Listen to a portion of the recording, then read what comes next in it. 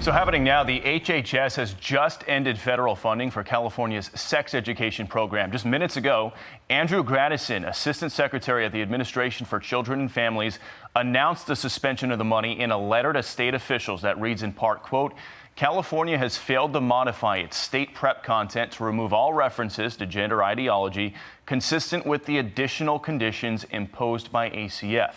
Andrew Gradison, the man who sent that letter, is kind enough to join us right now. Andrew, good morning to you. Thanks for coming on the show. Good morning. Thank you for having me. Last November. Real quick, so go ahead. You initially warned California back in June. You gave them 60 days and said, fix your curriculum or we're going to pull your funding. They didn't fix it. So how much money are we talking, and what was it in their curriculum that HHS wasn't okay with? Well, the American people elected President Trump to restore sanity and common sense in this country. Part of that is removing gender ideology from state sex ed curriculum. So what I looked at when we requested to review these materials was whether the sex ed curriculum that HHS funds with federal taxpayer dollars was medically accurate and age appropriate. What we found was neither. The California curriculum was teaching students as young as 10 years old that boys could be girls and girls could be boys, and that the solution oftentimes was mutilating their genitals and transitioning.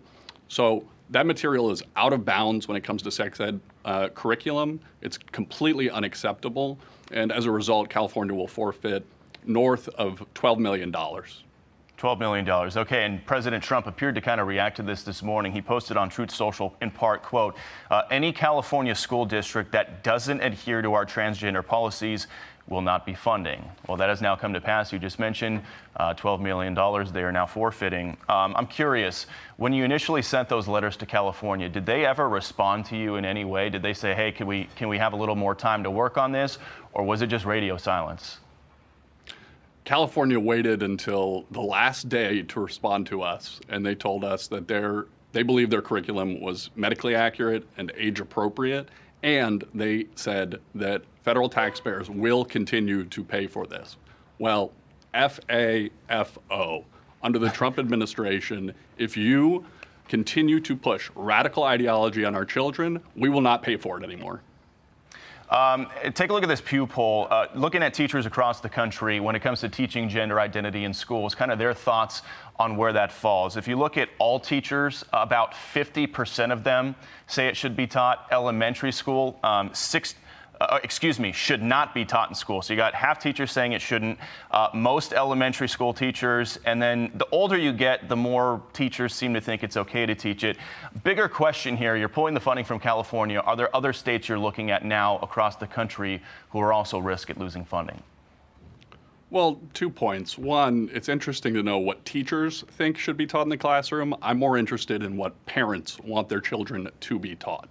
And parents overwhelmingly want to know what's being taught in the classroom. They have a right to know what's being taught to their kids in public schools, and we're making sure that they get visibility and we're not pushing ideological materials on them. Broadly, I think